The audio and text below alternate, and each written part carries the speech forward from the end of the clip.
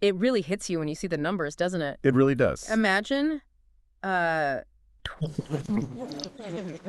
just 30 hours of analysis. Yeah. Work that could take one person, what, like 80 years? Yeah. It's incredible. That's the kind of, well, seismic shift we're talking about today. Welcome to the deep dive. Uh-huh. We're tackling the really fascinating and fast-moving world of cold case investigations. Right. Specifically, how these new technologies, advancements in DNA, genetic genealogy, and, artificial intelligence are finally shedding light on decades-old mysteries. Exactly. And for you, our listener, who wants to get a handle on these big changes without getting sort of lost in the weeds, Yeah. we've pulled together some really compelling stuff. News reports on amazing breakthroughs using DNA, genetic genealogy, Okay. and also articles looking at how AI is starting to give new hope for cases that seemed, well, completely stuck. Right. So our mission here is to really boil down the key insights from all this, show you how these technologies are providing answers to puzzles that honestly seemed unsolvable for so long. Mm-hmm. We'll look at the successes, those big aha moments. Yeah, breakthroughs. But also touch on some of the, the tricky questions around using these powerful new tools. Definitely. So let's dive in first with the huge impact of DNA and this technique, investigative genetic genealogy. Okay, so what's so revolutionary about investigative genetic genealogy is how it taps into this huge growing world of consumer DNA databases. Like the ancestry sites people use. Exactly. Like GED Match or Family Tree DNA. Oh, yeah. People upload their DNA for family research. Right. And in some cases, investigators can compare DNA from a crime scene to those databases. So it's not usually a direct match to the killer right away? Not usually, no. Yeah. More often it points to relatives, some like pretty distant ones. Ah. And from there, investigators have to painstakingly build family trees, figure out the connections, narrow down who it might be. That sounds like a ton of work. It is, but the sheer size of these databases now, Yeah. that's what makes it so powerful. And the results, they speak for themselves, I guess. Oh, absolutely astounding. By September 2021, they'd identified over 150 suspects just using this method. Wow. 150 cases possibly moving towards justice, closure for family. Exactly. That potential is huge. So to really get a sense of it, let's look at some specific cases. The big one everyone knows has to be the Golden State Killer. Right? Definitely. The Golden State Killer. I mean, his reign of terror in California in the 70s and 80s, at least 13 murders, dozens and dozens of home invasions, rapes. Horrifying. And he was just a ghost for decades. Totally. Then, 2018, investigators turned to genetic genealogy. They take that crime scene DNA, compare it to the online ancestry databases. And they find relatives. Distant relatives, yeah. They build out the family tree, work their way closer, and eventually land on Joseph James DeAngelo. How did they confirm it was him? They needed his DNA directly, of course, so they actually got it from stuff he'd thrown away. I think a tissue was mentioned. Seriously? Yeah. Matched it to the crime scene DNA. Direct hit. A landmark case, truly. It sort of opened the floodgates. Absolutely. Then there's that really disturbing case, the Bear Brook murders in New Hampshire. Ugh, yeah. The bodies found in drums, first in 85, then more in 2000. And nobody knew who they were for years. Right. Genetic genealogy was key there, too. It linked the crimes to this guy, Terry Rasmussen, known as the Chameleon Killer. What was significant about how they identified the victims in that one? Well, it was actually quite a bit of work by amateur investigators, genealogists. Really? Not just law enforcement? Yeah, using ancestry sites, following leads from the family of Marlise Honeychurch, who was missing with her daughters.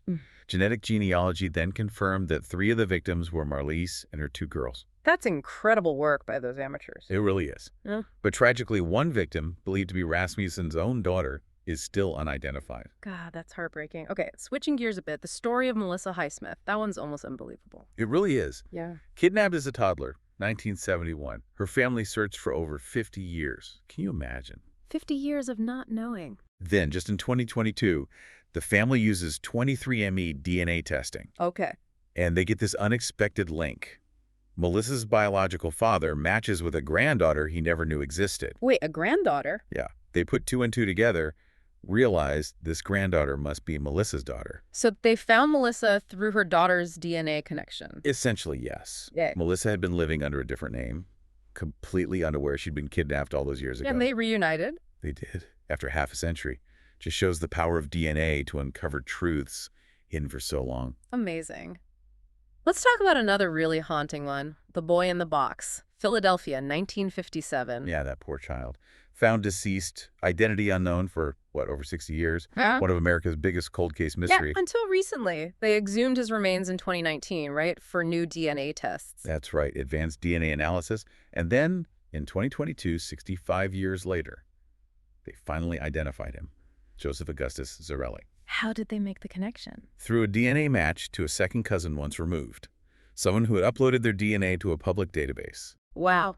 So his name is known now, but do they know who killed him? Tragically, no. That part remains unsolved. It's such a critical step, identifying the victim, but yeah, not always the end of the story. No, definitely not. Okay, what about the Times Square killer? Another older case getting a recent break. Right. Diane Cusick, murdered back in 1968, 54 years cold. And the breakthrough was? Really, it was just the improvement in DNA tech itself. They had DNA evidence from the scene back then. But couldn't do much with it? Not like they can now. In 2022, much more sophisticated testing methods finally allowed them to link that old DNA to Richard Cottingham. He was already known to authorities. Oh yeah, already in the system for other murders. So the new tech connected him to this 54-year-old crime. And the Grim Sleeper case in L.A., that had a sort of interesting twist with DNA, didn't it? It did, yeah. He preyed on women for, gosh, over 2 decades. The break came through something called familial DNA searching. Familial DNA. How does that work? Well, in 2008, the killer's son got arrested for something unrelated and had to give a DNA sample. Okay. Investigators running searches noticed his DNA was a partial match to the DNA found at the Grim Sleeper crime scenes. Not a perfect match, but close, suggesting a relative. Ah, so it pointed them towards the family. Exactly. It led them to his father, Lonnie D. Franklin Jr. They eventually got Franklin's DNA directly, I think, from a discarded pizza crust. Pizza crust, okay. Seems to be a theme. Huh, maybe. Anyway, it matched. He was arrested in 2010, convicted in 2016. And that was actually one of the very first big uses of familial DNA to catch a murder suspect in the U.S. So using relatives' DNA in the system to find leads. Okay, got it. Though they believe he had more victims than he was convicted for. Right. How about the Lady of the Dunes, Massachusetts, 1974? Another long unidentified victim. Yes, for decades, she was the oldest unidentified homicide victim in the state. Her discovery was pretty gruesome. And the ID came about in a sort of roundabout way. It did. A man named Richard Hanchett was using Ancestry.com in 2018, just searching for his own biological mother. Just personal research. Yeah. He finds her, Ruth Marie Terry, but then learns she'd been missing for years. Fast forward to 2022, the FBI officially identifies the Lady of the Dunes as Ruth Marie Terry, using genetic genealogy. Incredible. And do they know who killed her? The suspicion falls heavily on her husband, who died some time ago. He was apparently suspected in other deaths, too. Wow. Okay, the I-65 killer, or Days Inn killer. Late 80s, early 90s. Right, attacking hotel workers along I-65. They had DNA linking the crimes, even a composite sketch, but no suspect for over 30 years. Another one for genetic genealogy. Yep, that was the key again. In 2022, it pointed to Harry Edward Greenwell. Did they catch him? Well, sort of. He had actually died back in 2013. Ah. So answers for the families, but no trial. Exactly. And they're still looking into whether he might be connected to other unsolved crimes. Okay, the Boston Strangler. That's a case everyone's heard of, but there is always doubt, right? Even though DeSalvo confessed. Huge doubts, mainly because there wasn't definitive physical evidence linking him specifically to all the victims back in the 60s. So how did DNA change that picture?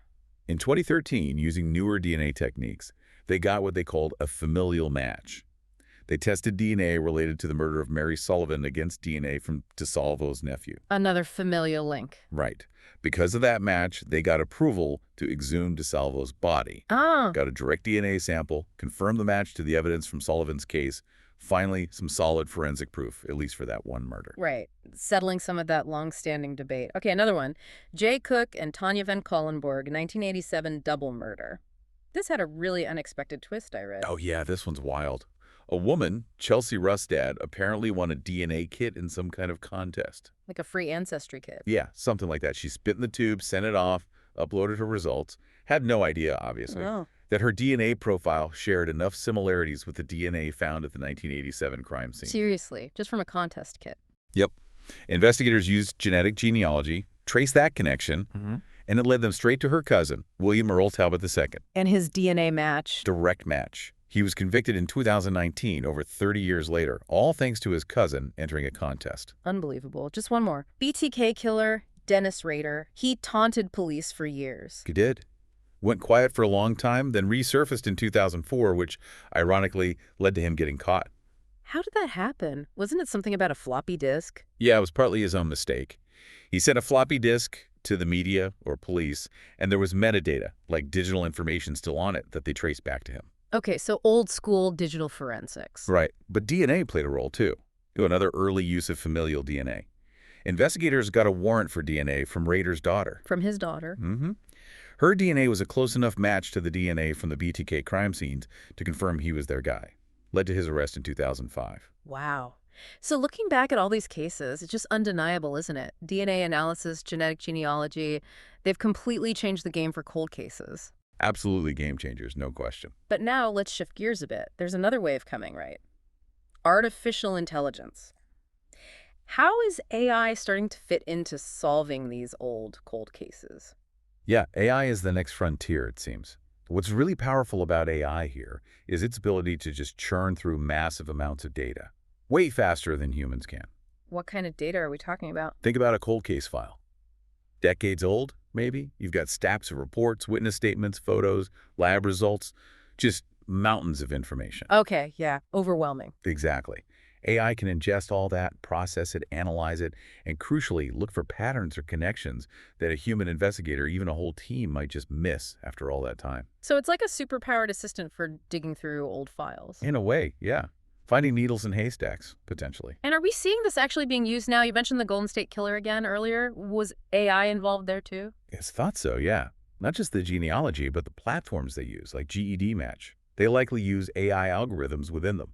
Ah, to help build the family trees faster. Right, to manage those huge genetic data sets, spot those subtle relationships, maybe more efficiently, maybe with fewer errors than doing it all by hand. Okay, that makes sense. And what about other AI tools like facial recognition? We hear a lot about that. Yeah, Homeland Security Investigations, Yeah. HSI, they're using it. Seems like it could be a big deal for cold cases involving images. Have they had success? They have. There was a collaboration with UK police in 2023 on an old child exploitation case. Using facial recognition, they identified and arrested a suspect in just 2 weeks. 2 weeks on a cold case. Yeah. And a retired HSI official mentioned it's helped identify hundreds of victims and offenders in older cases. Wow. But it's not like the facial recognition match is enough to arrest someone on its own, is it? No, definitely not. That's crucial. The matches are treated as leads, intelligence. They require more investigation, more evidence before they can get to probable cause for an arrest. Okay, that's an important distinction. And that project in Somerset in the UK, that sounded pretty wild in terms of just raw speed. It really did. They had this AI tool analyze evidence for 27 cold cases. It did it in 30 hours. 30 hours for 27 cases. How long would that normally take? The estimate was 81 years for a single human investigator. 81 years. Yeah. Now, the AI isn't solving the case, right? It's not the detective, Right.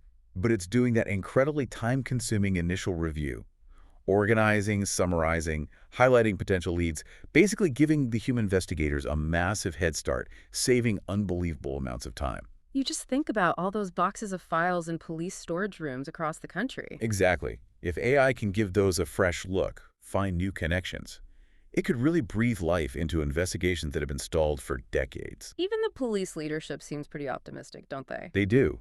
Gavin Stevens, who chairs the National Police Chiefs Council in the UK, he's talked about AI being potentially really useful for these big cold case reviews. Letting it ingest scores of case files was the phrase. Yeah, ingest the files, identify new lines of inquiry, even for those really notorious, complex, unsolved crimes. That trial in Avon and Somerset with the SOS AI tool really got their attention. And AI isn't just for documents and faces, right? There are other applications being explored. That's right. Like the Met Police in London and Surrey University are working on using AI to analyze tool marks, specifically from blades used in crimes. To match a knife to a crime, or even figure out where it came from. Potentially, yeah. Building a kind of AI catalog of blades and the marks they leave. Interesting. And there's also work being done, trials in the UK, to see if AI can automate some of the routine police paperwork. Freeing up officers for more complex stuff. That's the idea. More time for actual investigation, less on admin. Okay, so wrapping up this deep dive, it's incredibly clear, isn't it? These technologies, advanced DNA, genetic genealogy, and now AI, they're fundamentally changing how cold cases are They're investigated. dramatically reshaping the landscape, yeah. Cases that seemed frozen in time for decades are suddenly getting resolved. New possibilities opening up. And for you listening, we really hope this walkthrough has given you a good, solid understanding of these tools and their impact, the power they hold, without getting too bogged down in the super technical details. Hopefully hitting that sweet spot. Yeah. But when you think about these amazing successes, bringing closure, identifying killers after 50 years, Mm-hmm. and you weigh that against the questions that naturally come up with such powerful tech, privacy concerns with DNA databases, bias in AI, facial recognition accuracy, Right, the ethical dimension. it really makes you wonder, doesn't it? What are the most important guardrails we need? What ethical frameworks do you think are most crucial as we move forward, using these tools to solve crimes, but also making sure we uphold justice fairly? It's a huge question. The balance is tricky. It really is definitely something to think about more, maybe dig into some of these specific cases we talked about, or look into those broader debates around forensic tech and AI and law enforcement. Lots to explore there.